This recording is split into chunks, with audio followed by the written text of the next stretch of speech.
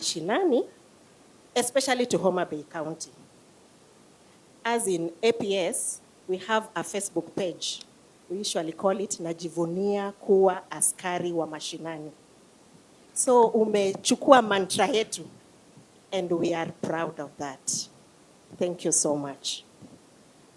So much has been said. I don't want to repeat, but on behalf of APS, I want to say we have an issue with personnel strength.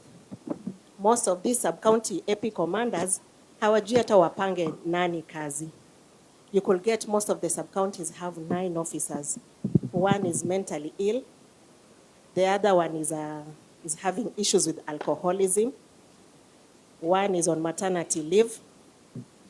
So you have to put 2 on the bank duties, 2 are the sentries, and it's not easy. And you know, police work is a ranking system kind of job. So as the sub-county AP commander, I cannot come and do sentry duties. It will also be lowering that cadre. But I am forced to come and do the sentry duties because sina askari wa kupanga. Or I can organize, I sit during the day and take care of the sentry duties. Tomorrow, an officer is sick, they need to go for sick leave, or they need to even go for leave. Because if you work with them round the clock, they'll be so tired. And those are the things that lead to mental issues. But I'm also looking at it from this perspective, that we are saying we are going to recruit to solve the issues of personnel strength. But when we recruit the officers, like we are going to recruit the 10,000, when they have finished the training, most of them are taken to the units. So huku chini, tunaletewa msichana mmoja kwa kila sub-county. Akifika tu hivi the first year, ashapata mimba. So you are like, it has not solved your issue, literally. You remain like you are just with the 9 officers you had. So Afande, I want to request that even when they recruit the 10,000 officers, kindly reorganize the HR system so that when you're looking at the officers, when you're deploying them down to Mashinani, I am the sub-county AP commander, I'm a chief inspector. Let me also have a deputy. Mojua hata chief inspector anaweza ruka kichwa. Una mtu kuachia station ukienda nyumbani, na hata ukienda nyumbani uko tu na wasiwasi, because the one who is deputizing you is a corporal or a senior constable. It is not easy. Thank you. I think I've exhausted on the personnel issue. Oh, and before I forget, we also have these newly created sub-counties. You know, Homabay County, I'm sorry, hata kama ni kwa kina PS, it is not a lucrative county. Sio kama hizo makina Nyeri, makina nini. So everybody wants to go to those lucrative counties. So nobody will want to come here. And those who are here, wanavuta aerial, wanaenda kwa hizo lucrative counties. So tunaomba ya kwamba na kienda, lucrative is, they are busy. A busy county. So you get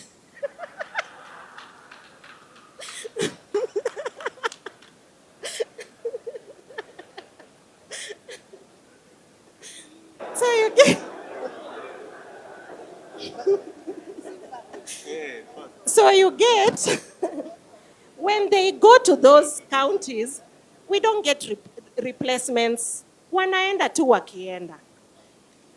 That is my request, so that we also have officers here enough so that we can work, it can make our work easier. Another issue is about, I won't repeat what has been said, but I'll also talk about motor vehicles. Currently, we have old motor vehicles. Zinakuwa repossessed, zikienda service, wana repossess. And then when they repossess, they don't replace for us. Then we have this sub-county like the Sena. It has been talked so much about, that is in Mfangano Island. The sub-county AP commander there has a vehicle, but he has to pay for the ferry services to arrive at the mainland. And because the ferry services is for a private person, they are charged 10,000. Even AIA is afford you. So maybe if we can do a special allowance for him or whatever, it will be so okay.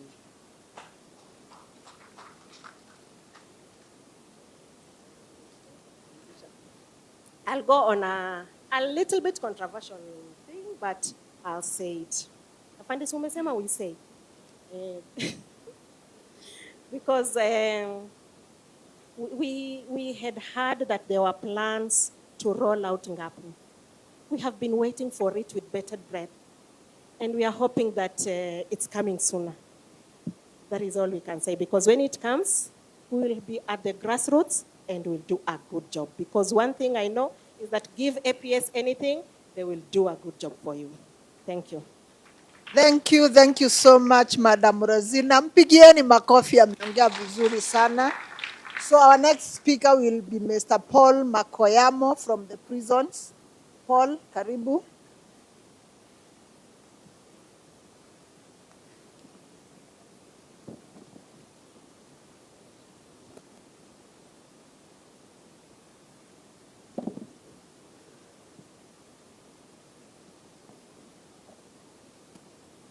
Good afternoon, sir. Bwana CS, Bwana PS, Daktari, both of you are doctors, Deputy IG, Bwana Masingeli, Senior Assistant Deputy Commissioner, Bwana Dianga, my area MP, though we have not met, Bwana Honorable Kaluma, Liwa MP, all protocol observed. Good afternoon. I'm Makoyamo. Makoyamo is the County Prisons Commander, Homabay County. Homabay, sir, we have 3 prisons. We have Homabay Women Prison. The officer in charge here can stand and wave. We have Rachuonyo Prison. Oh, name. Madam Stella. Stella Isaboke, SP. SSP Makori Kusire. And I'm the officer in charge, Homabay Main Prison. Sir, I would like to take this opportunity to appreciate you for introducing Jukwaa la Usalama, where we are able to air our views and express our challenges facing us in the line of duty. It is a platform of its kind that has made it possible to interact freely with you and our other seniors. As a prison staff from this county, we appreciate the recent promotions which we got and has addressed the issue of stagnation among our ranks. Staffs are now very motivated and ready to work when called upon. Staff indeed demonstrated this when they participated wholeheartedly during the last Madaraka Day celebration held on 1st June 2025. The list is big, but zingine tutapeana, tutakuwa nyuma ya tent. Let me highlight just a few. Homabay is ranked as others when matters of house allowances are concerned. Standard living in Homabay is very high, and house rent is in this place cost much more than the employer gives. We request that you consider removing us from the cluster others and place us where we belong. The reasons today we are celebrating International Identification Day. The other day we celebrated Women International Day. We also celebrated the Madaraka Day. We had 1 week long for Devolution Conference. And next month, we are also celebrating World Food Day. I think with those, we qualify to be where others are.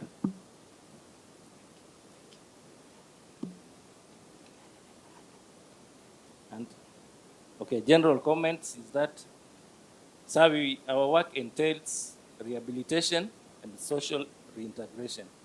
It is our appeal, therefore, to the community and more so to the chiefs and opinion leaders to embrace the practice of welcoming back inmates after serving their sentences. Some inmates reoffend and find themselves back into prisons simply because the society has rejected them. We are just custodian, but the reality is that they belong to the society after serving their sentences. In this regard, chiefs, opinion leaders should team up with us in the reintegration processes for smooth transition of discharged inmates from prison to the community life. This will reduce recidivism and enhance community safety. Thanks. Asante sana, mpigieni makofi tafadhali. Let's appreciate Mr. Makoyamo. Thank you so much. Tafadhali kama umeandika a good document like this one, just give it to me so that you don't take a lot of time. I now invite the DCI, please come over. Mr. Daniel Muhuhi, please.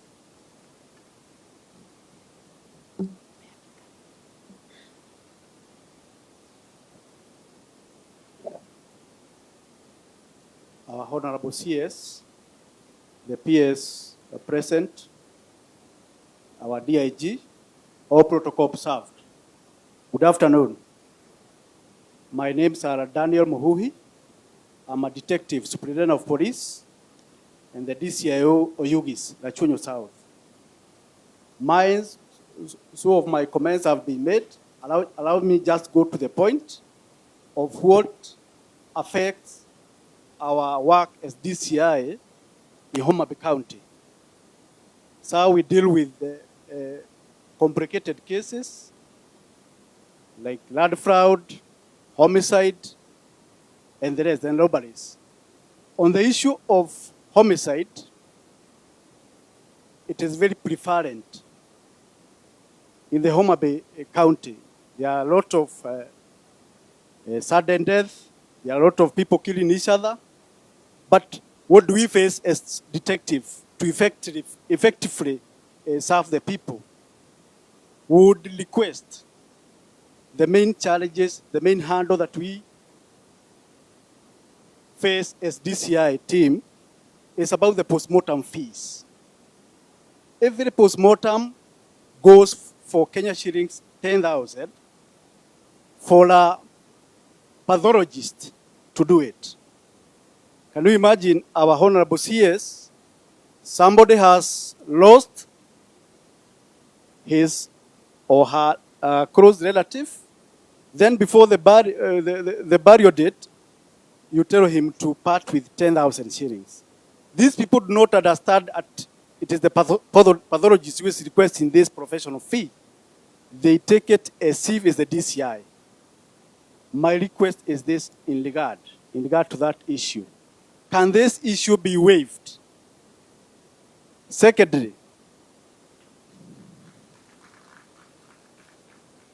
can we have an allocation for the DCI to cater for those emerging issues? Kindly, sir.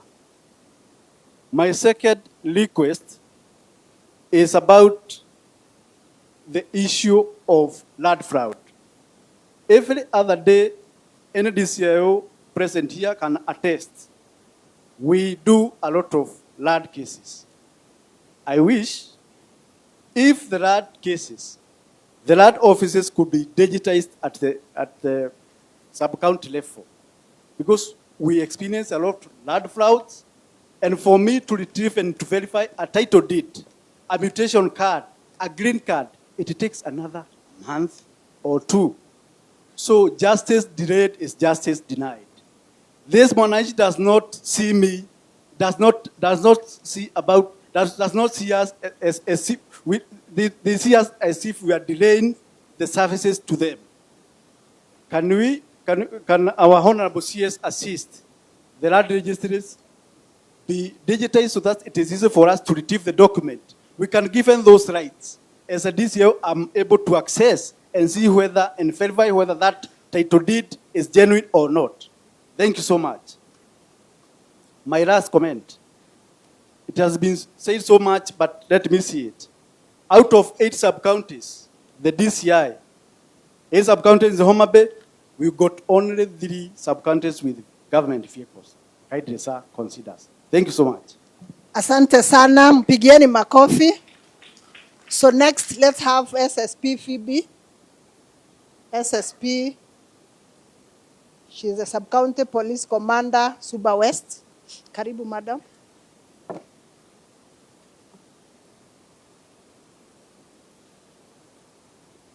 Thank you, sir. The Honorable CS, the PS, all protocols observed. My name is Phoebe Mwanzi, Senior Superintendent of Police, Sub-County Police Commander, Suba West, found on Fangano Island. I would start to say Fangano is unique.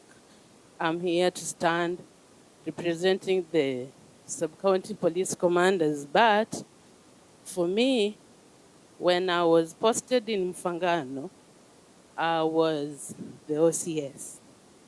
I'm the superintendent of police, but the next rank was sergeant, then the next one is corporal. Suba West, then Suba Central was new. So as I stand here, I know you may be wondering why should I speak for the OCS, but I'm just trying to think of it. As a sub-county police commander, you are an OCS in yourself. Because when correspondences for the stations come, they come through the sub-county office to the stations. So for me, it was unique. I was an OSPD, come OCS. But I thank God there is OCS, there is deputy OCS. There is so much to be said, but let me start by saying this. As police officers, we are known for shooting. And as we are here, I don't say that we love shooting, but we train. As a police officer, you dismantle, you finish. So for this case, our CS, it's been long. The last time we had the rifle meeting, I remember I participated in 2016.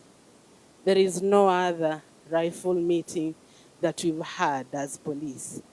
And it is so sorry that even then, I had an officer who said she had served for 18 years without holding the gun. So you can imagine, we have officers with 20 years of service. They don't know how to operate a gun. How safe will you assume you are when you know such an officer is the one who is guarding you in that area you are in? So our CS, I would urge us that let's restore the rifle meeting and the annual classification exercise to help us go back to who we are as police officers. The next point is on stationaries. The service center stores, many of the P forms are no longer offered. So many gazetted sub-counties and stations are assumed to be able to have those documents in place. Where I am, there is no computer. There is no printer. There is no photocopier. Now that I'm supposed to be filling P3 forms for the reportees in stations, so what are we going to do?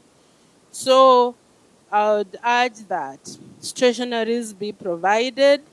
Let's not say that the P forms are given, all of them, and there is no equipment in our stations. Then transfers. Transfers are happening. Officers are transferred like 3-4 times in a year. You are here, in 2 months, you're just transferred. How will you settle?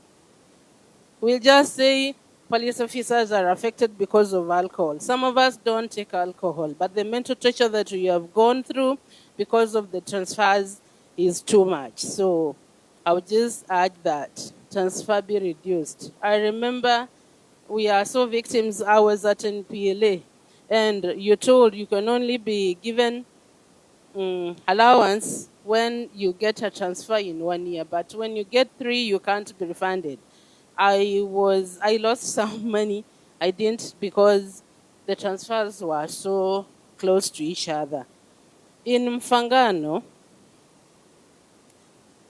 there is no vehicle. And I remember I was in a place, then I'm asked, I say I'm the OSPD. Then I'm on a motorbike. So I'm asked, are you sure you are the OSPD?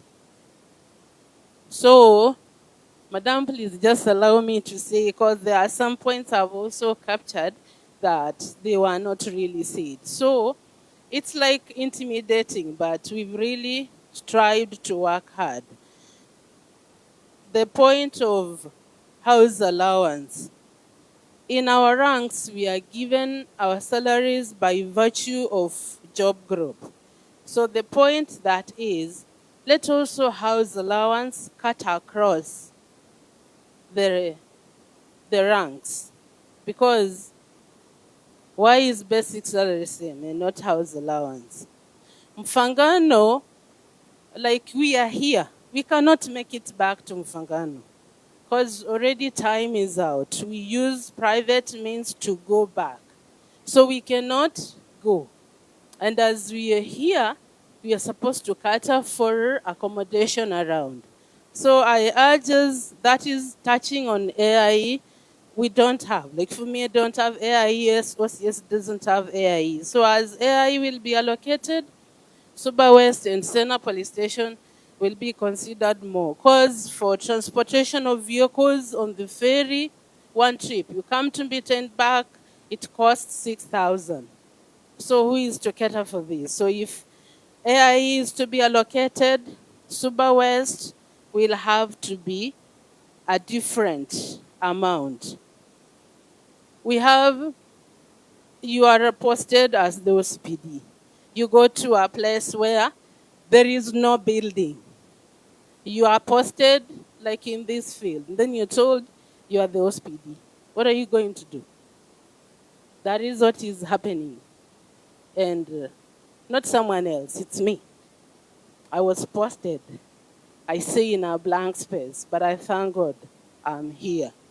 It is, now this comes to we police and public. I thank God for Mfangano people. There is Mfangano Development Forum that came in and made an office that the DCC, the SIPU, APS commander, and we are in. If it were not for that, I guess we'd still be working under trees. So that one is also a factor to be considered. There used to be fuel cards for fuel. They be restored. Let's be given list vehicles. It'll be good. And travel and accommodation for transferred officers during court session. You are to go back to your station to go to court, but there is no facilitation. So that one is also an issue. Benevolent fund. As the OCSN said, we had to cater for an officer who's passed on to come to the mainland. So benevolent fund to be restituted. Rehab centers are there, they are good. There is an officer who went to the rehab center. When he came back, he told me, I was the deputy OSPD. He told me, Madam, mlikuwa mnafikira mmeniweza. Nimemaliza hiyo muda mlikuwa mnataka. Sasa wakati nimerudi saa hii, ni wakati wangu wa kukunywa pombe. And that officer alilala nje kwa mtaro. Because amesema, I've now come, I'm free. I'm no longer in the rehab. So I'm saying, rehab facility centers are not solution. We'll have to look for a solution of officers. Kitting, I was so happy when I was promoted into being an inspector. But then now, after you are promoted into this senior rank, you're given fabric. Na unaambiwa sasa we ni mdosi, enda ukajishone. Which money is there? You've just come from training, you don't have any money, and you're supposed to go sew up attire, uniform for yourself. That one will be considered also. Then, in Mfangano, we don't have feeding program. So, it has, some time back, brought us problem. Because when you tell the complainant that this person will go home for court tomorrow, ndo wanasemanga polisi wamekula case. Police wamekula case. Now, we've been arresting people for different places, suspects, to our hold. So, it's just that we be helped. Mfangano is so different. We have 4 islands. And another thing, our CS, we have gender desks at police stations. But I just got thinking, Mfangano has foreigners. There are Ugandans who come. They don't know Kiswahili. There are so many Rwandans and we have Chinese around. Have we considered foreign language in the police? Because now, for me, I speak Chinese. Yes, I can help someone. But is my colleague able to help a Chinese who's come around?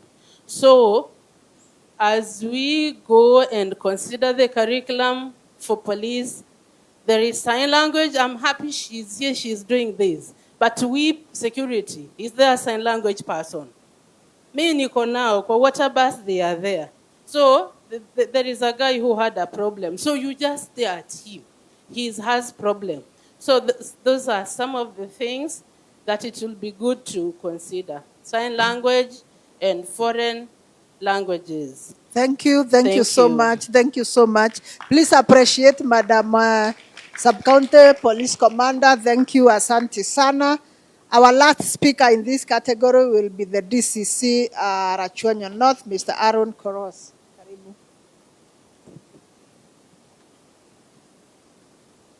Our CS, Ministry of Interior and National Administration, our PS, Internal Security and National Administration, the PS Immigration and Citizen Services, the DIG, all protocols served.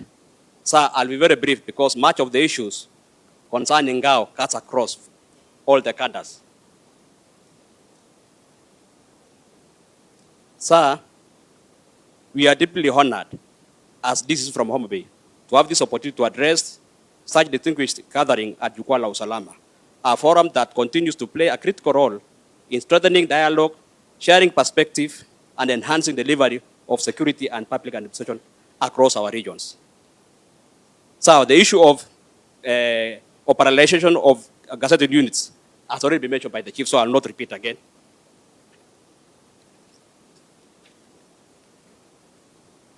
The issue of financial and logistical support, sir, though it has been mentioned, I still need to emphasize because we have officers here, these issues have no vehicles, we need their support. The other issue is that we are requesting, sir, we are issued with timely AIEs and also enhanced to reflect the current state of the economy so that at least we are able to serve the public well. Sir, the other issue that we have come up with is on transfers. We are not denying that transfers should happen, but we want to be done in an orderly manner, structured manner, where officers are transferred considering the calendar year, because they have families, they have children who are in school, so the transfers can be done at the end of the year or the beginning of the year.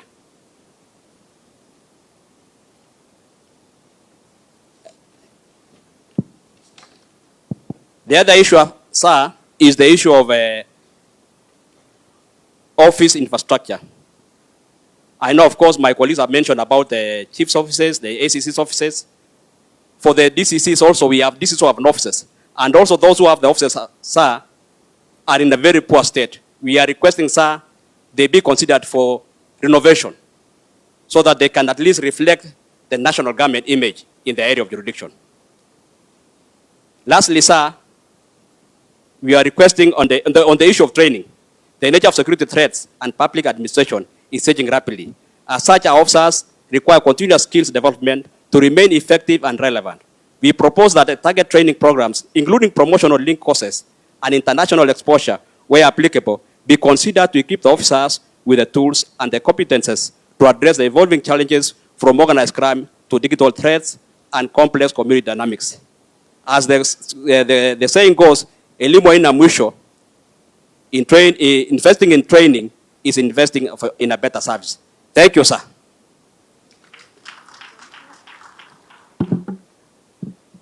Thank you, Koros, for doing what I told you to do using a very short time. Mpigieni makofi tena. So we are now moving to the next category of our leaders, opinion leaders, and I will start with the peace actors, who will be represented by Mr. Joshua Ochogo. Mr. Joshua Ochogo, please come forward, and I will be giving each one of you 1 minute. 1 minute. Our CS, the PSS present, all protocol observed, ladies and gentlemen.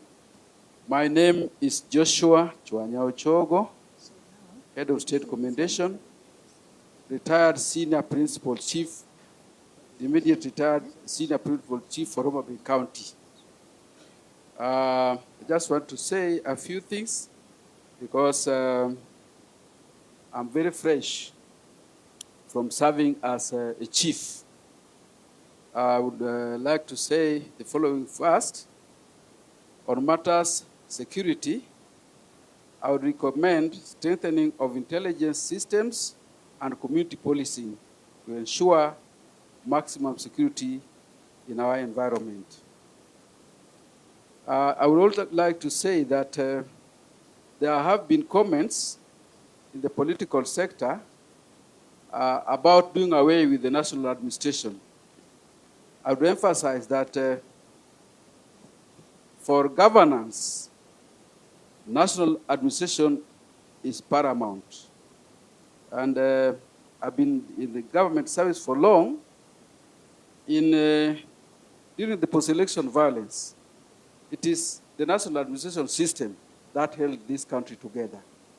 So I'm saying that the national administration should be retained as it is, and we also appeal that the coordination function be returned to national administration. I also want to say I appreciate the fact that the village elders have been marked for motivation, and that has been said. I don't need to talk about it. I want to talk about the issue of gazetted administrative units. We have so many of them. And for enhancement of security, I appeal that they be operationalized so that they become functional. Officers are appointed to function substantively in those areas. Recently, we had Thank you so much. Thank you so much. Asante sana. Nitachukua recommendation yako tafadhali. Asante sana. Please take the written note. Please take it. Asante sana. So our next speaker will be a representative of the religious leaders, Pastor George Okeyo, please. Pastor George.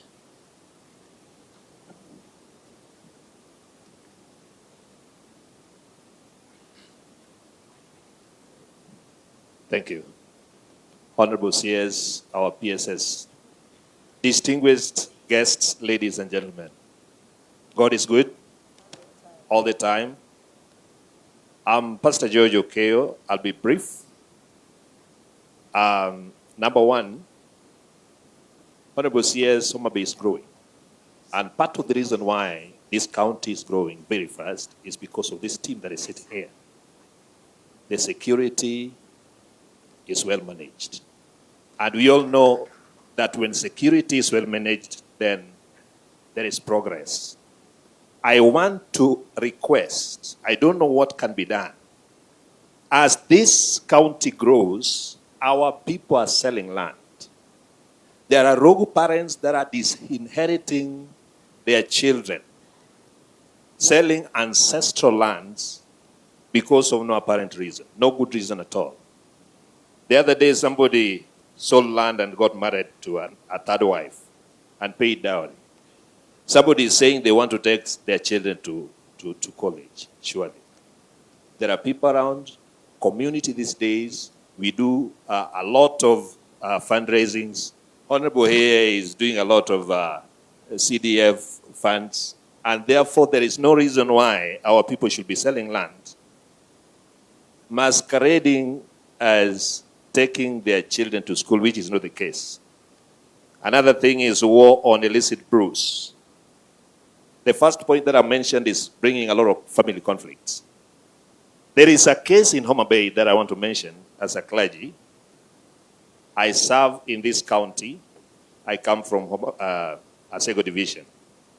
There is a missing link between the courts and the administration.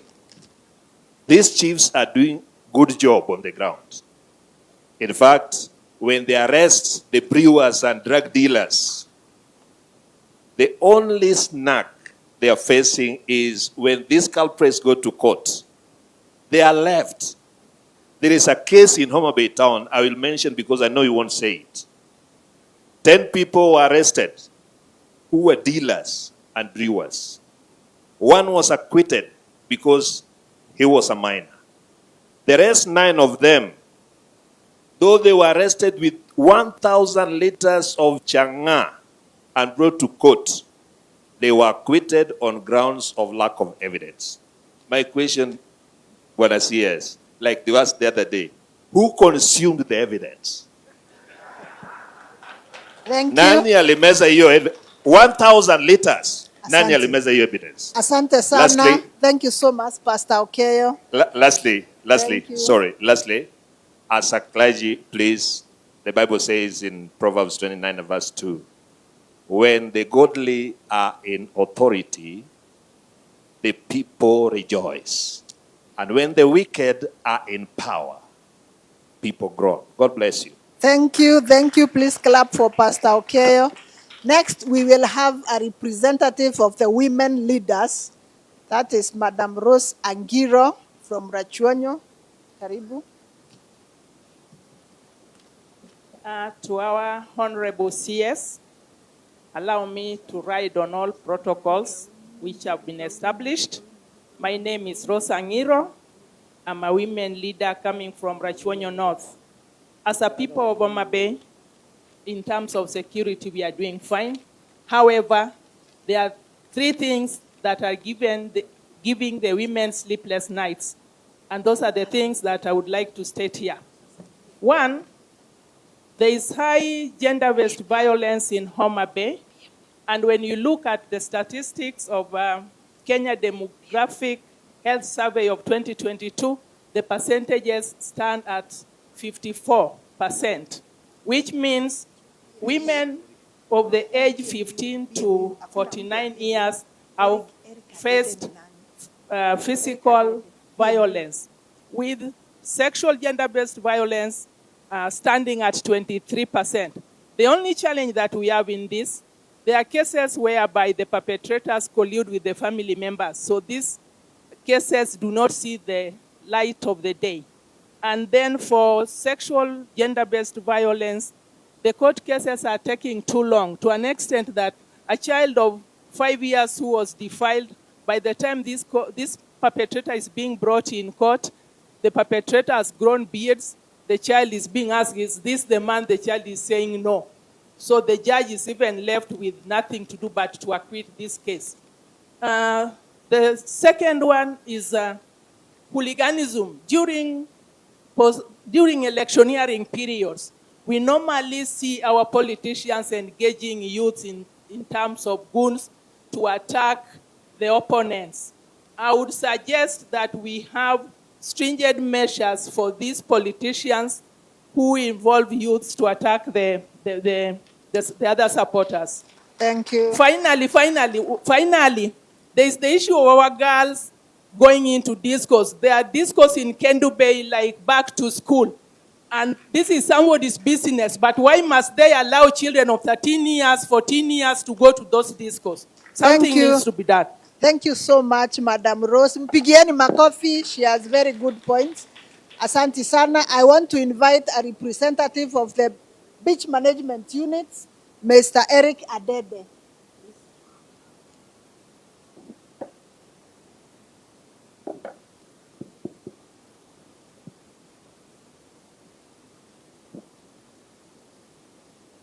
CS, all protocols observed. Jambo, I'm happy to be here because it is necessary to have such a meeting. I've been called to talk something about beach management, but you'll allow me to talk a bit about some of the things we came to talk to relate in terms of Beta sub-county. Most of the things I wanted to say has been said, but I will just request to specifically mention what we had intended to tell the ministry. There are proposals of administrative units that they want there. One of them is creation of administration unit in Lambwe West and Lambwe South for the purpose of good administration, purpose of surveillance. There's need for such a creation. That is in Beta sub-country. There are also administrative units which are gazetted. I've heard them being pronounced here, but they are not operational. For example, Rusinga Division had been gazetted, Beta Township location had been gazetted, Kamayoge sub-location had been gazetted in Rusinga, but they are not yet operational. I hope that one will help you to find out how to make them operational to enable the management and engagement of the administrators to be easy in those various places. There are also other police stations gazetted there. In Lambu we have Ogongo. In Kasgunga we have Luanda. And in Rusinga we have Kaswanga.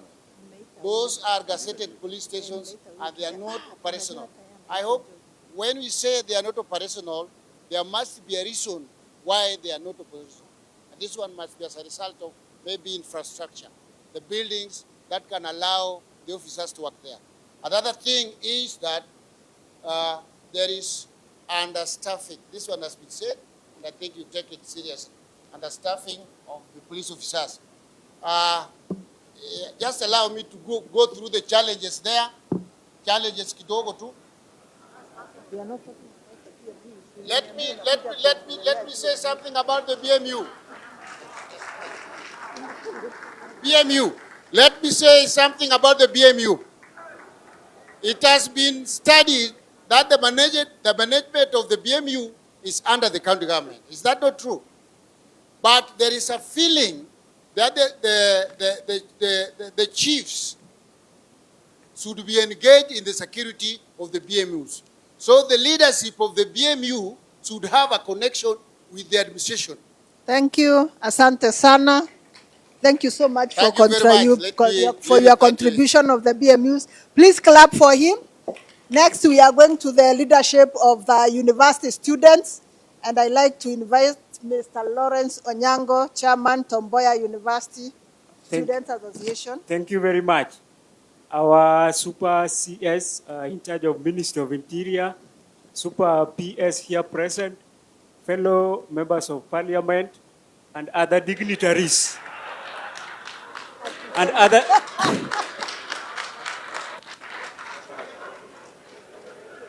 other dignitaries who are serving this country in different capacities. I stand here as the president of Tomboya University. Together with me, we have a representative of tertiary institutions within Homabay, and we do have our a mimicry of such a platform where we discuss our security plights facing comrades. So we are here, and as a student of criminology, I am so thankful to such a responsive platform where we get to discuss so many issues touching security. Number one, Tom Mboya University is a very unique university because with our hostel space, a lot of many students live outside with our Canada community, and we are facing a lot of security challenges. Recently, we had had an incident where our comrade was attacked at an early hours going to the market, and such issue is with the security. The victim was badly injured, and I want to thank our county commissioner and the security committee for working with us in making sure that we are always safe in our stay with the Canada community. Our issues are so many, as you know, Super PS, you are comrade, and our issues will never stop. So, number one, we have a hostile community. So we are not at peace, and that's why we have organized a platform on 24th that we are going to partner with our county executive security so that we chart a way forward on how we are going to alleviate that challenge. This is lastly. In the intervention period, you know, as always, as comrades, we must always eat. We have been patient enough, and we request that you... Thank you very much. Thank you very much. Thank you. Please clap for him. Asante sana, Lawrence. Next is the student leader from KMTC, Homabay. Please let's listen to the student leader from KMTC, Homabay. Karibu. Honorable Cabinet Secretary, Interior and National Administration, the PS present, the members of the National Assembly present, all protocols observed. Good afternoon. My name is Job Juma, a student at the Kenya Medical Training College, Homabay campus. I'm the Student Representative Council President, and in a special way, I first want to thank the Honorable Cabinet Secretary, Interior and National Administration for coming up with such a forum. And I want to extend my gratitude to the office of the County Commissioner for seeing it wise to engage student leadership in addressing matters concerning security of our comrades. This is making Homabay a safer place for us as students to feel free to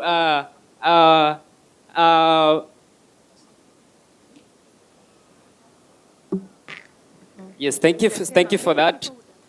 So this is making us to feel safe in the hands of our nation as students, even as we pursue our various courses in this nation.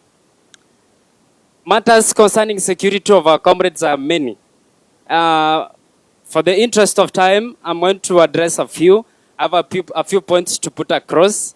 Number one, the Kenya Medical Training College is working closely with our security officers. And it's a point of a bravo to our security officers for the efforts they are making to ensure that our comrades, our students are safe in this community. The hostels we have in college are a few. And the number of students we have in college is large. And so we have students operating off campus. We understand that housing is a challenge in Homabay. The Honorable CS, we request in your capacity to support us where you can to address matters concerning security, because we have students operating off campus. We have insecurity issues in the residing areas. And then another thing, we request for a police student liaison office in our institutions or in a close proximity to enable us have a quick... Asante sana, thank you, your point is taken. Asante sana, please clap for him. Thank you And so I would much. request that you liaise with the County Commissioner Homabay so that you can organize all those things within this area. Thank you so much. Asante. Our next speaker will be Elder Apollo Bwana, who is the Luo Council of Elders from Homabay. Thank you, CS, and all protocols observed. I've been told we need to be very brief.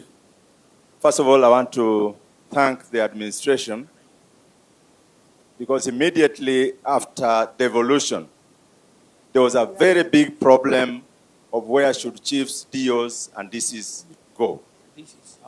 I remember very well when our county commissioner by then, PC, left because there was a change. But now that everything is coming back to roots, where we are getting administration working, where we are getting DOs and chiefs getting trained, thank you very much for that process. I want to say it's very good that we've been working with the chiefs and the DOs, especially on matters of land, on matters of dispute resolutions within the roads, which has been a very big problem. In Homabay, we have a dispute resolution committee under AJS, CS. And here we need to strengthen it. We have only one committee where I'm chairing, and a dispute resolution, that is mediation. By the way, I'm also a court annex mediator. So it puts very well when we are working with the chiefs and the DOs, when they have problems which are cultural. That is where we come in as elders. And therefore we expect a lot of support in terms of strengthening the AJS. I want to be very brief. Because you have a lot of problems on drug trafficking, on issues of broken families, which we feel land ownership. In fact, there is a big problem on a CS that the writing agreements between the chiefs and the advocates. I had a case recently where the advocate signed, chief did not know, and then there was a dispute. So the chief could not know how to come in and solve that problem. So if you can get a system where we don't get dispute resolved, especially land, by the advocate, let it start from the chiefs who know the condition of that land. That is a proposal. And therefore, at the main national level, because we don't have time, main national level, CS, our country is running from a situation where it is extractive government. Extractive is when we are all busy looking for where we get money, where we are all busy getting how we can get institutions which can extract money. We are called extractive government, and we are building extractive institutions. Korea, Northern, went down because it was more extractive than the Southern Korea. Today, we are supposed to be together with Southern Korea, but because of extractive systems, where I've had the OCS talking here, the rest are clapping because of corruptions, and all those things, especially when the base commander was talking here. I think we can laugh, yes, but we have a problem of extractive system where our children from the universities and elsewhere will be having a problem following systems which will not work, which will fail this country.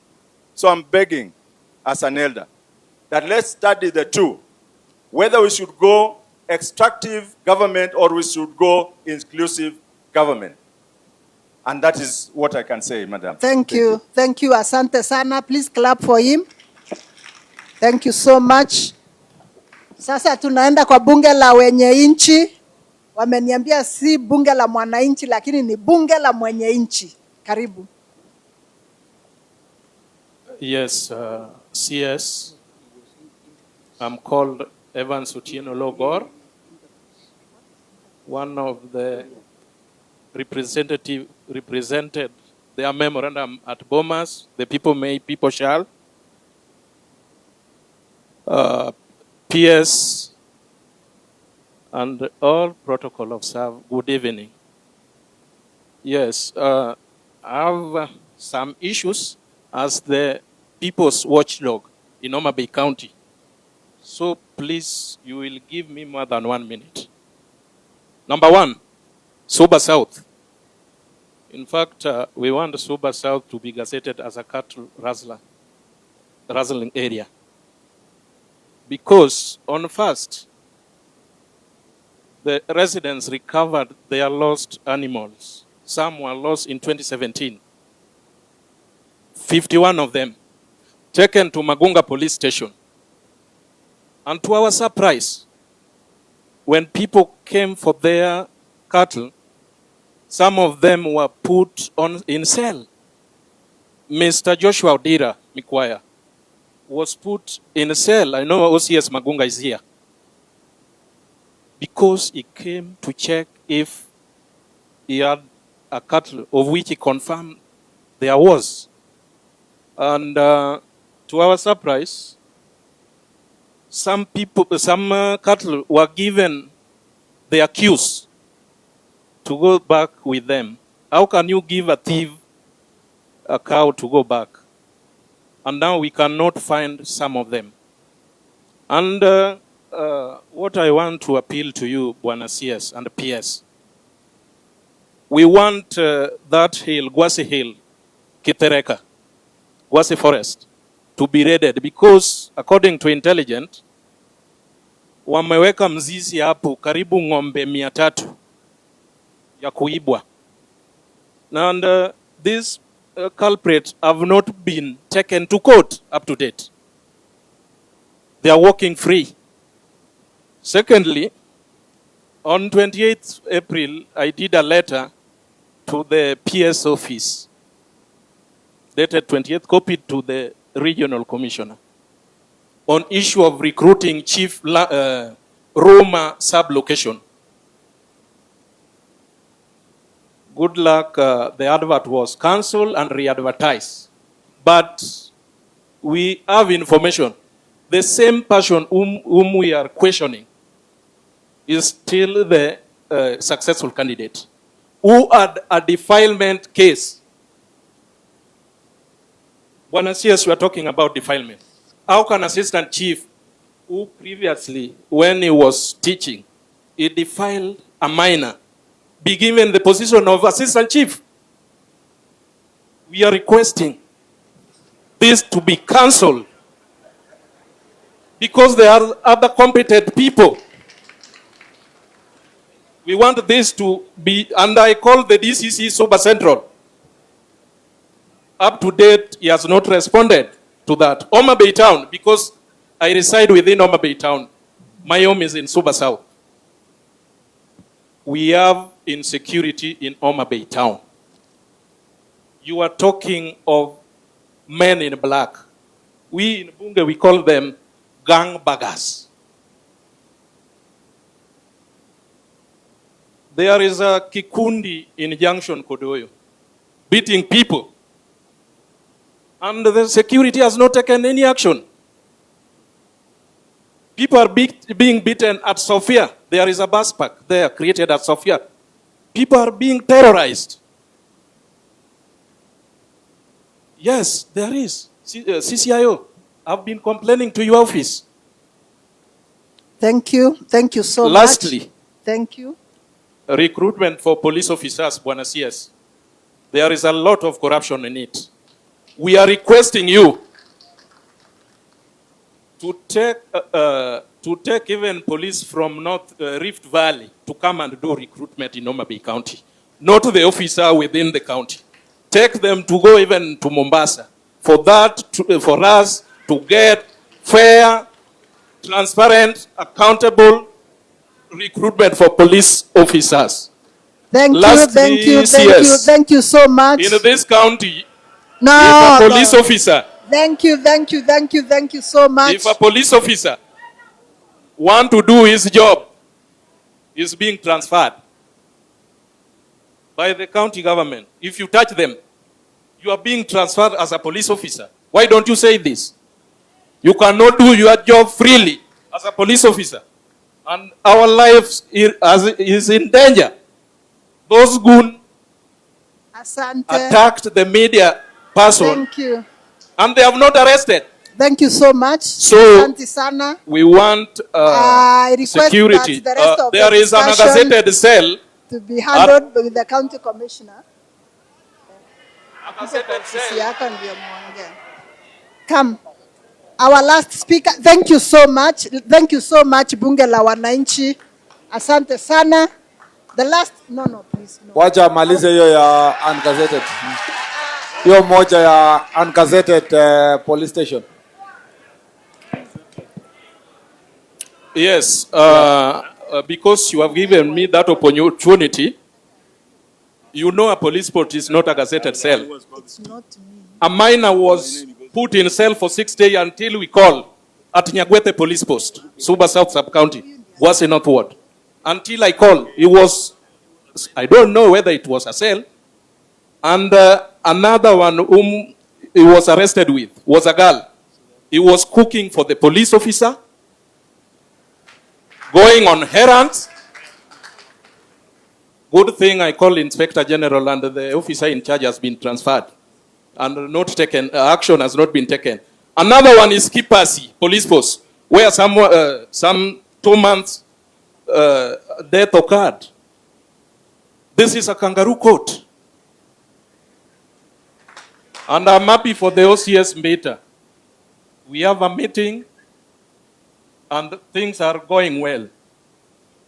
But Mbita, Kipasi police post, the officer in charge must be removed because that is a kangaroo court where they take money and release the culprits. Then Homabay bus park, there is an gazetted cell by county government. And I've raised to the county security where a matatu conductor is arrested and put in the cell up to evening for bargaining. No one have been taken to court. And they are using this handcuffed. Where did they get handcuffed? Are they police officer? We want that cell to be do away with. Otherwise, thank you. CS. Thank you so much. Mr. Opio, please come over. Asante, mpigieni makofi tafadhali, ameongea vizuri. And our last speaker will be Mr. Opio. Karibu. Pia yeye anatoka kwa bunge la mwananchi. 1 minute please. Asante sana Bwana Murkomen. Nimekaribishwa hapa na kwa jina naitwa Walter Okello Opio. Mimi ndiye speaker bunge la wananchi Homabay County and beyond. I am very, very happy to see you here, Bwana Murkomen. Our son, Mr. Molo, is here, and he's doing a good job there. And we are warned that we only give 1 point, and I would have wished to give this 1 point because this is protocol. I will only talk on matters of corruption and land because they go together. I've heard an officer saying that is not corrupt. Possibly he could be.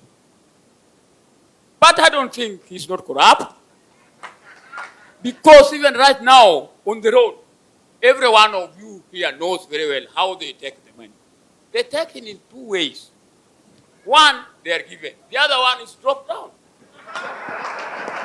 And I do not know what matters about hiyo kitu wako naye inatoa pesa na mina hii. Ukiangalia nyuma na mina hii, naona anaanguka chini, anachukua hela. Is that not corruption, Bwana Murkomen? A big one. So my suggestion is, kindly find a way of giving this police a receipt so that in every roadblock, this money is counted for. Because it goes nowhere. It goes to somebody's pocket. And other means, underneath means, is telling us the death of the man from your place, Molo, came from what he said. I am lucky because I'm not digital. I don't want to talk in air. And therefore, let me go to the land. There is something called Adi Sasa. Adi Sasa tells you that of lands. When you want to know the boundary dispute that is killing many people, I agree with one of the officers who talked here. The most thing that is disturbing us is land. So the Adi will tell you, if you want to know the dispute of land, it's just 3,000 shillings. Come back to here. You paid. You have done those things. You go to the lands officer, he will ask you. Okay, he will ask you. I'm cutting short, madam. He will ask you, have you finished with the surveyor? We survey again, I've paid here. Go to surveyor. Gentlemen, try to go to surveyor. The surveyor will ask you 28,000 shillings, that is pocketed, no receipt. If you ask for receipt, you will not be worked for. And many of us cannot afford that. So please, Bwana Murkomen, find a way of doing this. Otherwise, we will talk more. Thank you very much. Thank you, thank you. Sasa naona kuna mtu amejipatia nafasi mwenyewe ya kuongea. Ni sawa. My former boss is here. We worked together in Jogo with Dr. Belio. You remember? I retired in your Baringo the other day. So that is to say that I have 1 point. I have 2 points which has not been talked about. I'm not going to repeat. I would like to let our seniors know that Homabay at the eastern end point is linked. Every month, animals are taken through there to the other side. And there is no police anywhere around there. They go, and there's no month which has gone without a person being killed for the theft of cattle there. They go to Rift Valley, and I want to appeal that this be noted and taken seriously. Lastly, I would like to our ministry to do their work. Makofi kwake. Thank you so much. Leaders, then we close. Before I answer all the issues you raised,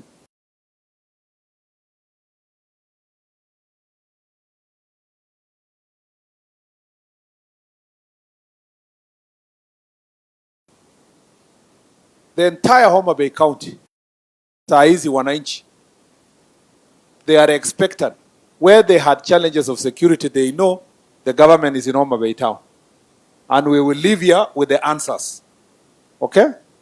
Notwithstanding hii mambo yote mumesema, OCS, OCBD, nani, they know that their leaders are sitting in Homabay, and when they leave here, they will come back with an answer back home. And defilement will be dealt. Chang'aa itaondolewa, mambo ya kupigana kwa mashamba itaisha, na hongo barabarani na sehemu zingine zitaisha.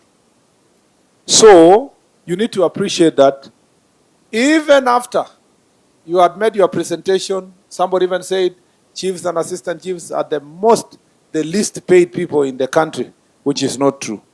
But at least you are complaining about the amount.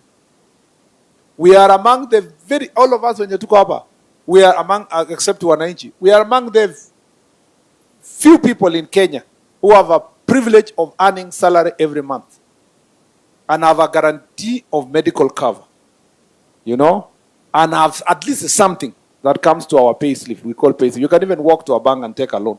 At least you have something. Or you have something you wake up in the morning and look up to. You don't wake up like other people wake up in the morning and ask themselves, where do I go today? You really at least have a job that you go to. So that means we must take this job seriously. There is a feeling generally that when you are employed for the first time, you are very enthusiastic and, you know, especially when you're looking for the job. Wewe kabisa uko na ile moto ya kusema nataka kutumikia. Of course, except a few people who deliberately look for the job knowing they will not do it. But then as time goes by, you have forgotten. Wangapi chiefs wali employed 2 years ago? Chief yote wa 2 years, chief, inua mkono. Hakuna 2 years, eh? Wapi chief aliandikwa na bado hajapata salary mpaka sahi. Na yeah, okay. Yeah, good. Yeah, samu kutaka kusimama saa zile ni nyinyi, si ndio? Hao ni nyinyi. Ketini.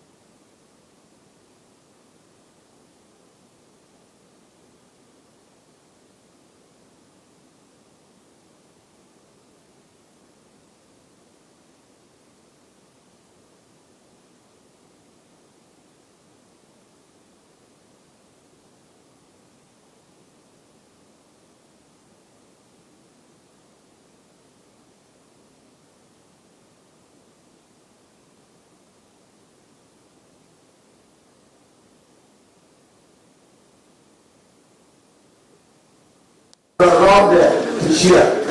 As our OCSs, take advantage of the people in that community for other people want to give you information. With you. Why do you antagonize people that are ready to help you do your job and you are the one who's going to shine? Give them the platform, engage them.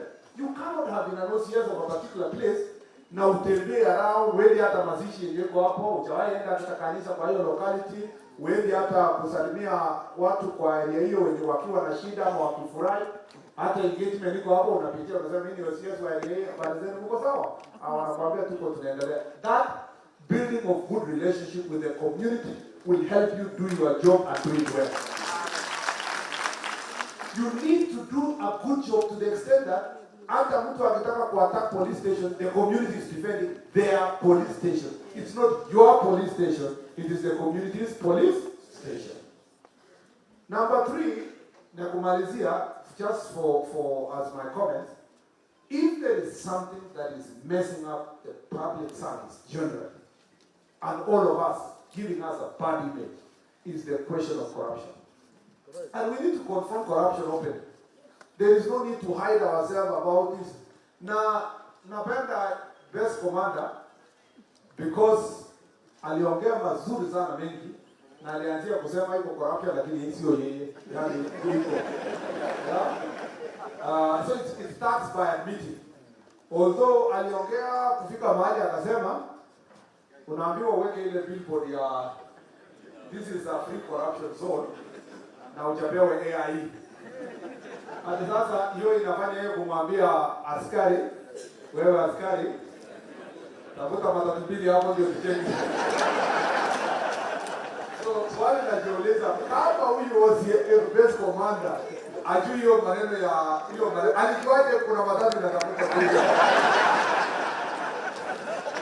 Ama pengine alisikia mahali.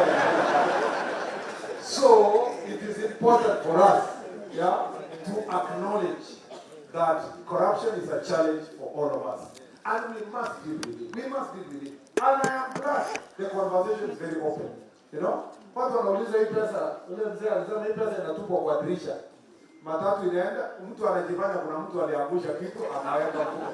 Na tangazi kwamba kuna mtu ameangusha kitu. You know? We must bring it to an end. And it is not in traffic police. Traffic police is because it is in barabara, all of us tunaangalia. Police station unaenda kuandikiwa statement, you have to get something. The person who pays the highest bidder is the one who succeeds. Chiefs, you are being asked to assist in matter succession. Unalalia ile familia iko na pesa, unaangusha nyumba ile nyingine haina pesa. And that the way inaenda mpaka sisi mpaka nani kila mtu across the board. As a country, we must progress. We must deal with this monster called corruption and we must confront it. And the only way we'll do it is to call ourselves for that meeting. Tukijiita baraza ya sub-county na tukubalie kama vile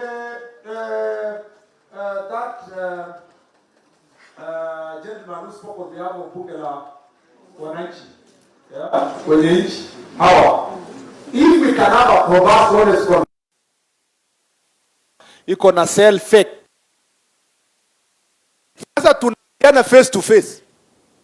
Hii yenye inaeleza hii corruption hii kufichana. Tunajua wote OCS amechukua kitu lakini plain tu huko maneno zaidi. We need to have this forum in the grassroots so that we can confront this issue of corruption.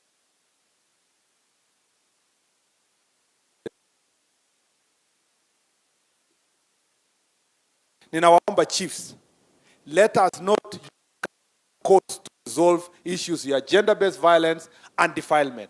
Those are very serious crimes that we must report, must be investigated, people must be arrested and charged. And if there is a chief, like it has been said, or anybody who is about to become chief, and he had a case of defilement, I'm sorry, the county commissioner, it's for your duty to follow up. We will not receive any recommendation of a person of that nature. Take the proposal yenye inatoka wananchi, check minimum investigation. There is a reason why we have an NIS officer in your committee. That officer will give you the proper intelligence report.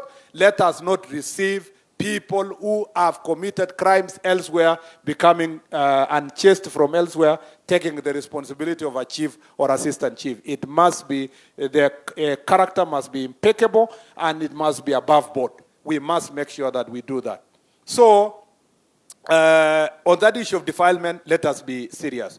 On the issue of pombe, I am happy that in this county, and bank and all that, this county, there is a good interworking relationship. I appreciate the challenges of strength. We are working on recruitment, and we hope that we can seal that gap of strength. But even as we work on that strength, the DIG has already captured that report to see if we can transfer some officers here to assist, and to especially border patrol the areas that around the Sena, Muhuru Bay, in the other side of Migori, and also Takawiri, Highland, those places that have been mentioned. We need to support them, Bwana IG, to strengthen, especially around the border, so that our presence is there. Thank you very much.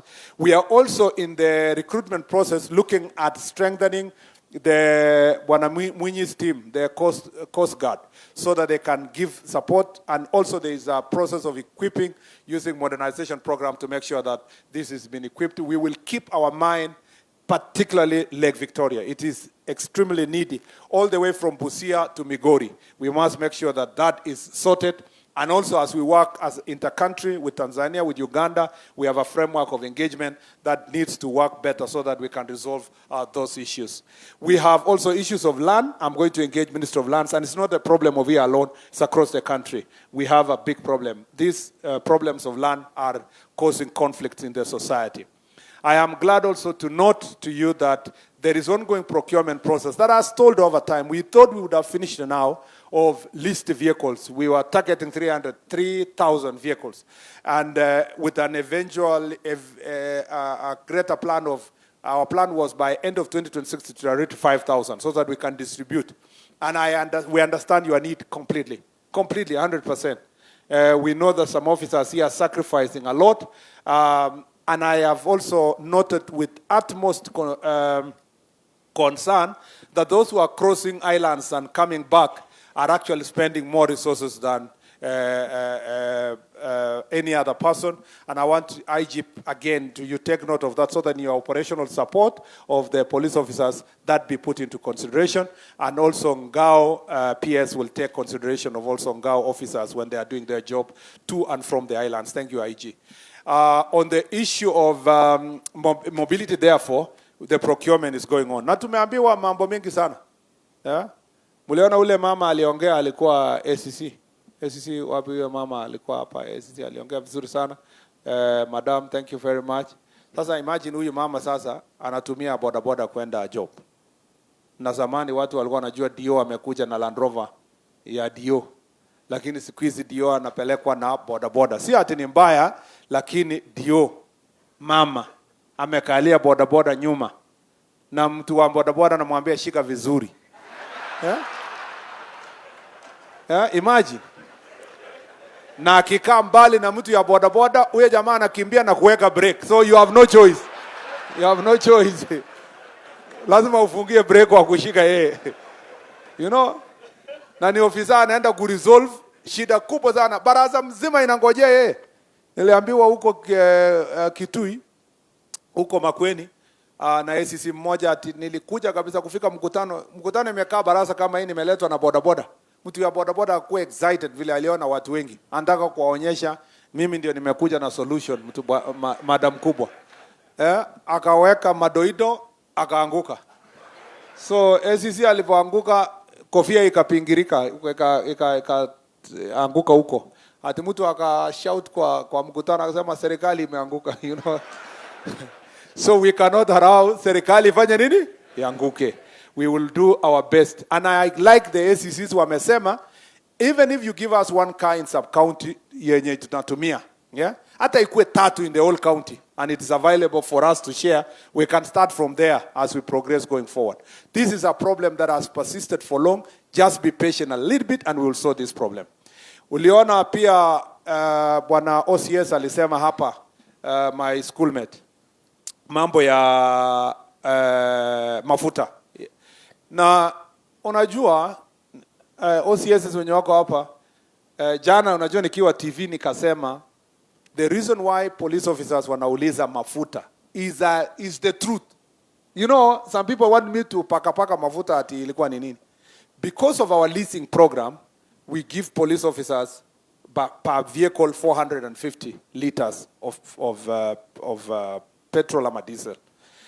Na kama vile OCS alisema, by 18 days umemaliza. Kisunguka uende tu operation, umechukua suspects, umetoa remand, unapeleka kotini, urudi kotini, ufanye 2-3 operations, I think 20th of the month. Na hata kama uko na gari iko hapa, hakuna mafuta. So when our police officers tell wananchi, yes, gari iko lakini hatuwezi kuja, hakuna mafuta, they think the officer is saying, nipatie bribe. But that's not true.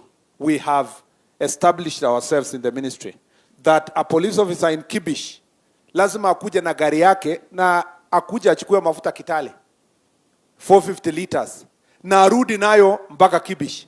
By the time anafika Kibish, kusunguka hawezi zunguka hata 10 days. The rest of the month 20 days mafuta iko kwa station, gari iko kwa station ikingojea kurudi tena Kitale ipeleke mafuta mpaka Kibish. So we have said two things. One, we are working on increasing the fuel, and the IG is working on that to 650. In the leasing program, eventually, we should make sure imefika 650 for now. But number two, we have said for counties that are expansive and far, mafuta iwapelekewe closer.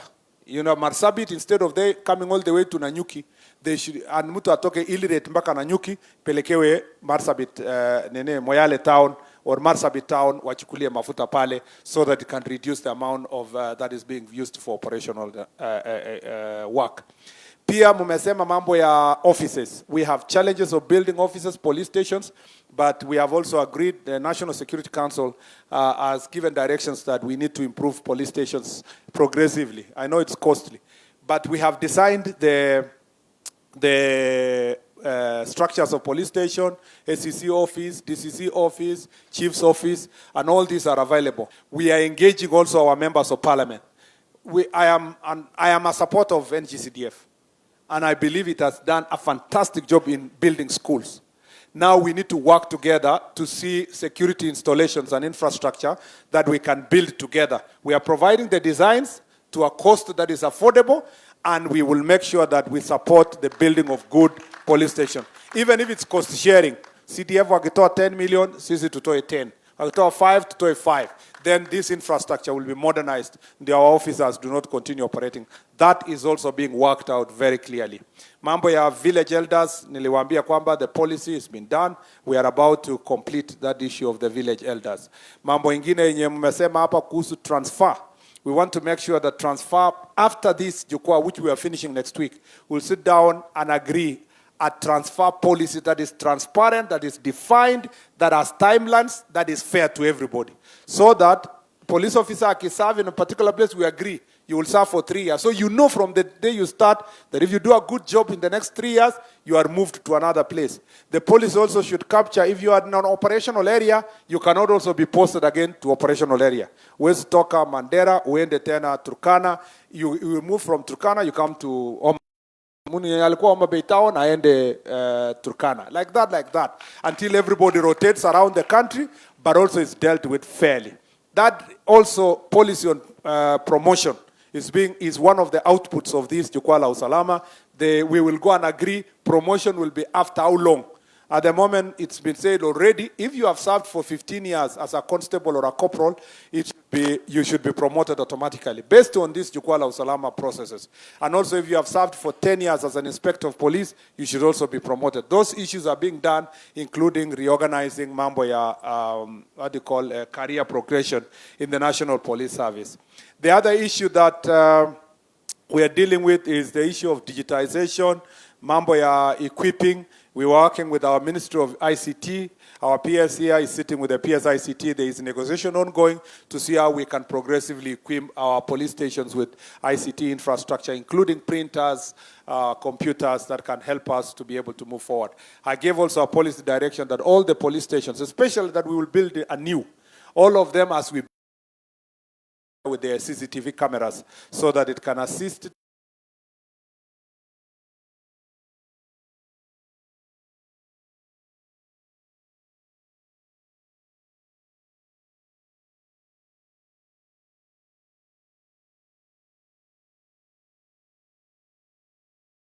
as many as possible, but let me see if there is anything yenye nimesahau. Transfer, mambo ya police post yenye meulizwa.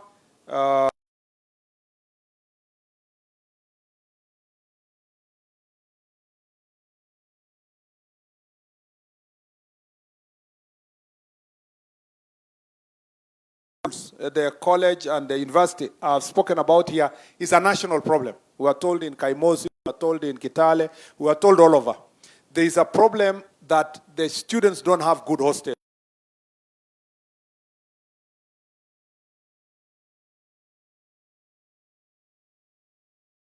Are being inducted to mambo ya bangi, pombe na mambo.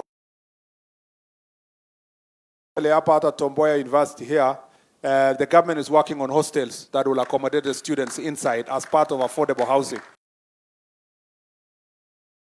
In other places, the community is saying, this is good business, we'll build the hostels ourselves and rent it out. We must establish a clear thing and have security conversation with the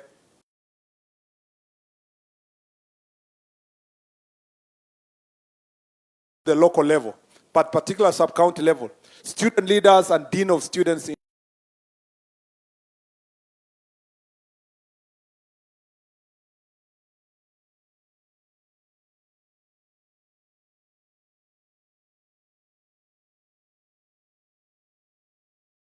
are working on that. We have heard you very well.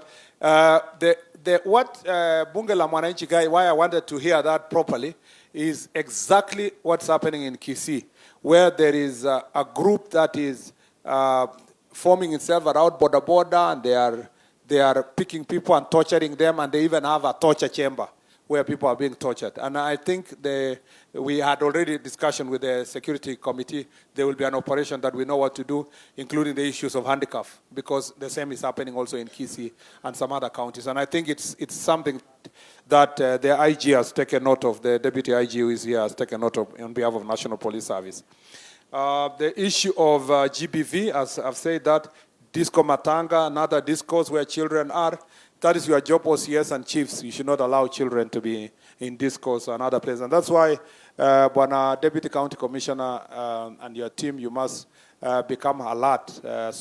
You're from Suba Central or which place? You must always remain alert in the work you do, so that you supply of documents, training, we are really, and I wanted to say this, we have realized that most of our police officers, the last time they even have a gun, but the last time they cocked and used it is when they left college or at college, because where they are, they didn't need to use the gun anyway. But where do they own their skills? There must be continuous training so that their shooting ranges, refresh, because also new types of ammunitions are brought. People must be put into speed to make sure that they understand those.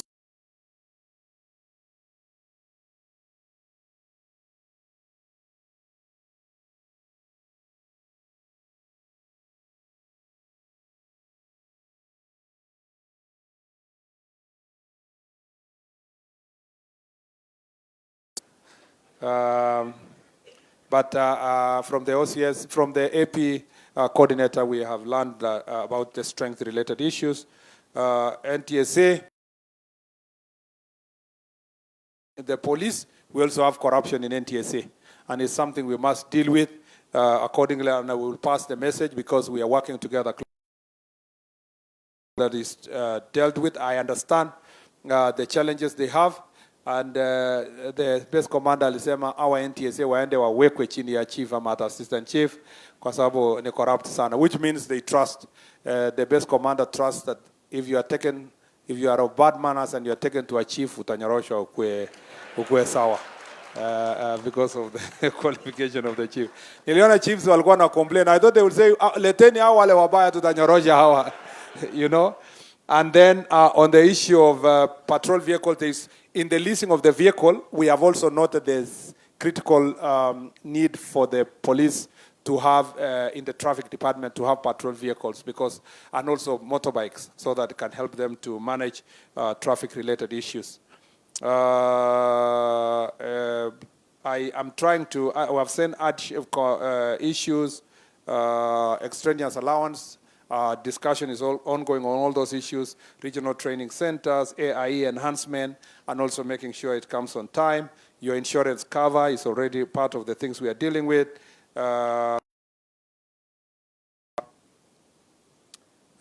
Officers who are disabled and taking care of their promotion, that's a very important point because they are forgotten. When the next stage of promotion is happening, we must be able to take care of their interest. And it's you, OCSs, and other leaders, the deputy, who also makes the recommendations. And you have a point that there is no need to have an AIG in the region, and the region has done, that has been noted. Nyumba Kumbi strengthened all these other issues we need to work on, boards for patrol, civil registry. Okay, for this county, we have a problem with civil registry across the country, but we're working on maybe 6 months in Nakuja, every constituency will have a civil registry. Then we discuss how to take it law. I have said by December, at least the 2 constituencies in this county, including Diwa, who do not have civil registry, must be opened by December this year. Operationalization of administrative units, we have a program working on it, and we will tell you how to go about it, dealing with the most severe cases and looking after them. Bas, thank you for all these other recommendations. They have been captured. In the interest of time, you will allow me now to invite Honorable Kaluma. He will say one word. I invite Honorable Peter. And you need to recognize Bwana Mheshimiwa.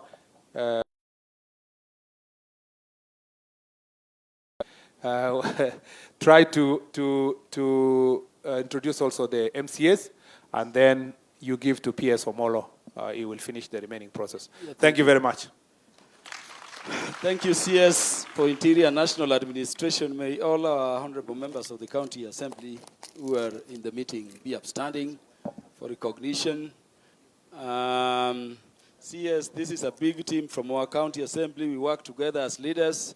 I think due to shortness of time, because I happen to know your program, I will only, allow them to salute you. Yeah. Boazkiri, MCA Kabwach North Ward. We request for parallelization of our sub-county that was gazetted. Dewa is more than half of this county. Thank you, Bwana CS. My name is Honorable Tony Otieno. I represent Arujo Ward in Homabay Town constituency. Welcome to Homabay, Bwana PS and the team. CS, we are happy to host you. And this is a very good engagement going forward. As the MCA for Arujo, I think I will take it down to the ground. Thank you, CS. Thank you so much, Honorable CS. My name is Honorable Commissioner Florence Ouma, a.k.a. Nyaruoth. Nyaruoth means daughter of chief. So on behalf of the children of the chiefs, please replenish their salaries so that my siblings can also go to school better. Otherwise, thank you so much. Thank you very much. Yes, my name is Vikins Bondo, MCA representing West Kasipul Ward in the County Assembly of Homabay. We thank you for coming. We also acknowledge and appreciate the good work that has been done by the PS. Tuko nyuma yenu, asante sana. Thank you very much. Thank you very much, Bwana PS. My name is Professor Tomo Diambadinda, MCA Kindubay Town Ward. Thank you. My name is Caroline Atieno Dundo, specially elected from Dewa. Honorable CS, my name is Honorable Sigara Gumba, the city manager Homabay. Asanteni sana, karibuni Homabay, natokiwa hapa. Thank you so much for working closely with our able governor, Her Excellency Gladys Nyasona Wanga. Mpige makofi tafadhalini. Yes, Honorable CS, a very good friend. He's engaged in some national duties in Nairobi. I know she spoke with you. Her words of welcome remain. And you're welcome any other day. May everyone who is working in the county assembly be outstanding for recognition. Also, a very big team, CS, because of time, you've been saluted. CS, may I now call the Member of Parliament for their constituency to just say a word in 1 minute.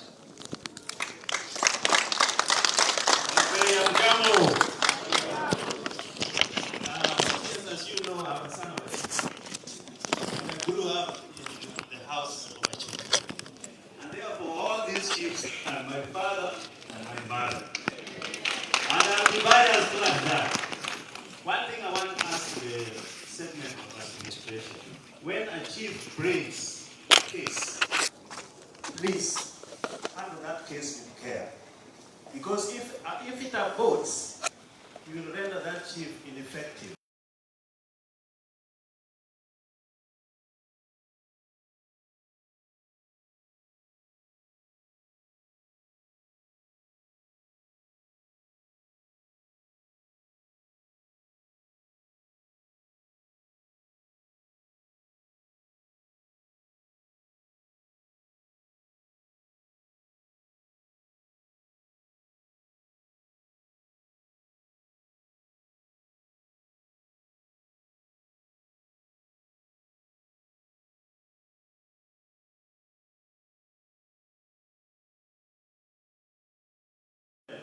In fact, the reason why he's saying this is not just a talk show, he will deliver.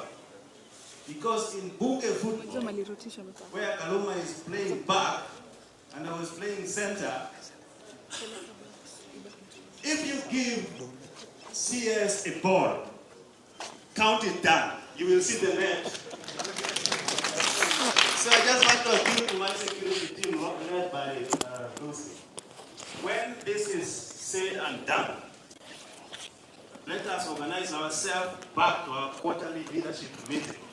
Because all this we have seen here must be implemented so that we can have our country peace. You cannot have a transformative development agenda without a transformative security agenda.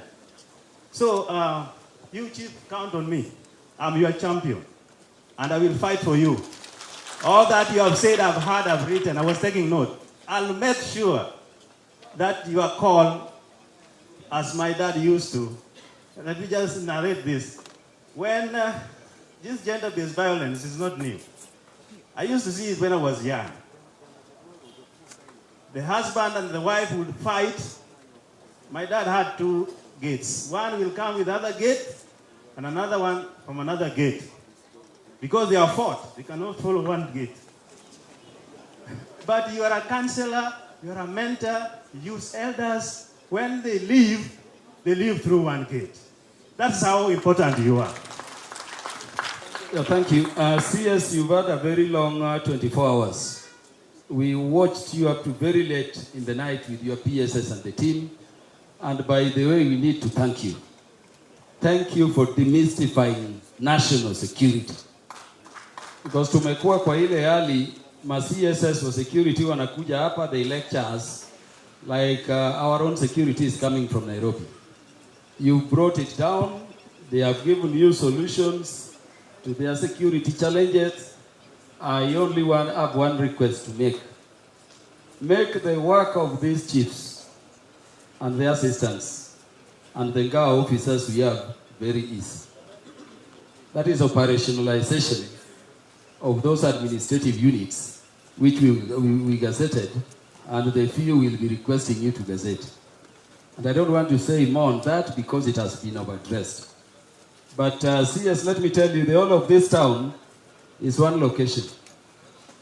And you are told by the chief of Arojo that is also a chief, one chief of a location, and the same location is also the territory of our own sub-location. That is the same case of Komolo and of course so many situations. So because you are here and you are our son, for those units which were gazetted for Homabay County, just operationalize all of them. Hiyo mambo ya kuja bado unatuambia utaangalia tena. No, as our son, we will not allow you to do that. Number 2, this matter of defilement is a very serious matter, and it is the matter I'm ending with, more so in Homabay. At a meeting with the First Lady last week, and by the way, she has selected Homabay County among 4 counties in which she's going to champion the triple threats issue. Why? And so we expect the First Lady sometimes within the year. I don't control her diary, I don't know when, but she's coming. Why is it so serious in Homabay? It is not only defilement. HIV incidences are also very high in Homabay. So you have teen mothers who are infected with their children also. You know the situations and the challenges around that. So I want to request our chiefs to help in this area. These guys are hardworking. Me, I'm very pleased. The things I've been bothering you about as a member of the Security Committee in Parliament, they have now spoken, all of them. So I will not repeat. Only to request that you give them the facilities, the equipment, and you address the welfare issues they have requested for, and you will be good to go. Without much ado, therefore, CS, allow me to invite security and administration. Dr. Raymond Omolo, our own son, and CS very well. Usiguze mlima. Hapa tunasema usiguze Omolo. Thank you, the Honorable Kaluma. Waziri, because of time and because of the respect that you have honored all of us, and all these officers have taken their time to listen and also to share with us, and also the public, the people of Homabay. In 1 minute, I would want to ask our friend there to just say one or two things because of time. Enquire, acquire. So I hope you'll go straight to the point. It's unfortunate there was an oversight in that space, but you have the minute, please. Okay, thank you very much for that opportunity that you are already given it to me. Our PS, I may also pass my greeting to you, together with our CS. Me, I'm the representative for persons with disability in Oyugi's Judiciary Court, and I'm also CUC, I represent 2 sub-counties. But anyway, we persons with disability, we have not been recognized. Even by the time I enter here, I also write for me to be called, but I have been patient, but I have not called. I may also appreciate our PS, what he have done to call me, to talk. We persons with disability, we have got Paralympic, sitting volleyball, and amputees. But anyway, please, we are in Homabay County, and we have done a lot. Right now, we are already talked to Safaricom Foundation that already help us with 15 computers. And we want to go and open our office in Oyugis at Dio's place. Second to that, I know that we are going to open it on 25th this month, and I may also invite you, PS, to come and help us. Thank you. Because in that office, we lack so many things. Me as a person with a disability, we are really struggle for our future, and yet we have got our representative in this Homabay Parliament. But they have not been recognized ourselves. We don't know. We have groups.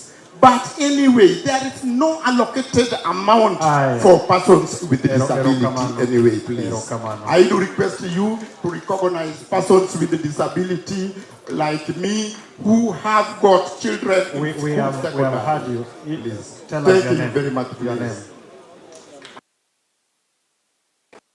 No. Can we?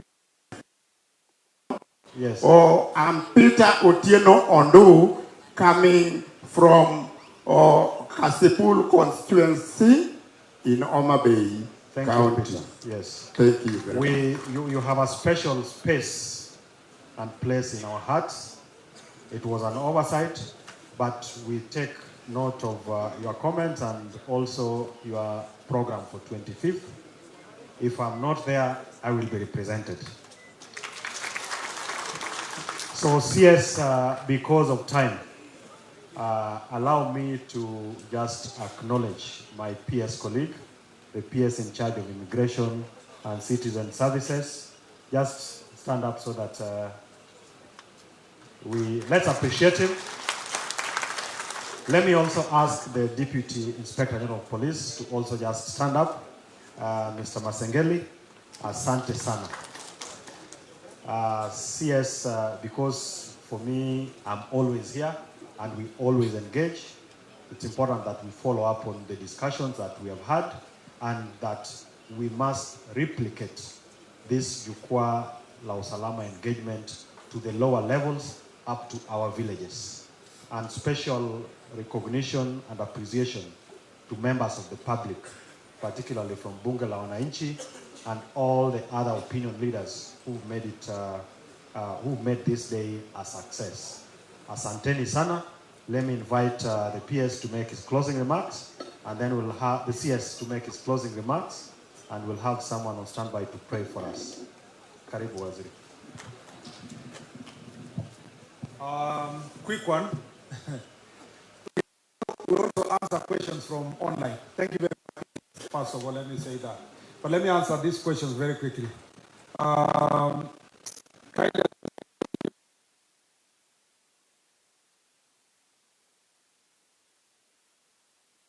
County and the county security team to deal with this issue of gold. There are many foreigners in the county, and they are involved in criminal activities. It's high time. You know also what we discussed on these foreigners in the county security team. You need to follow up on that issue, the way Mills Ahmed has raised, including all these other issues. Of interest on this question is this one. Ask your NPS officers the total number of bodies they have retrieved from those mines in the last 8 months. Saddening statistics. Safety regulations must be enforced. Ward Ross is asking, please address the issue of petty theft in Super South. Police officer in Magunga aren't helping either. A change of personnel will help us. We need serious police officers on the same note. Kindly see if you set a police post around Lakniero, God Olo area. That will ease the burden of Magunga. I think somebody addressed this also in the meeting. On the Richard Ontira, the former Achonyo district has been subdivided into many sub-counties. Please actualize. And he's asking where is Lilan. Lilan is representing is representing the ministry out of the country with a delegation. Nicholas Okech, you should inspect the rate of which Changai is being cooked in Homabay County. Suba sub-county, Kasingiri West Ward, Nyamarandi sub-location, Kasingiri Central location. It has turned to the business very home, every household. Who is the chief from that location? Kasingiri, chief, where are you? You need to follow up with the OCS, and I think that was discussed. Yeah, you erased that issue we discussed it. You need to deal with that. Chris Jr., how many roadblocks, police checkpoints are within Nyanza region, Kisumu, Busia Highway to be precise? 50 bob collected along the road. Do they get to pay taxes? I think he agrees with the base commander. Wycliffe Okelo, the work you are doing is commendable. Thank you very much. Victor Odhiambo, insecurity in the lake, harassment of our local fishermen from persons from Uganda and so forth. We have also addressed that. Jahome Sie asked the county commander why Rodi Kopany. Several ask why we have a bar operating 24 hours next to Rodi police station. Rodi police station, OCS, where are you?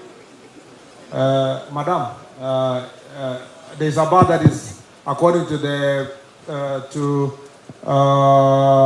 Jahome Siele, that is opening 24 hours. You need to deal with it.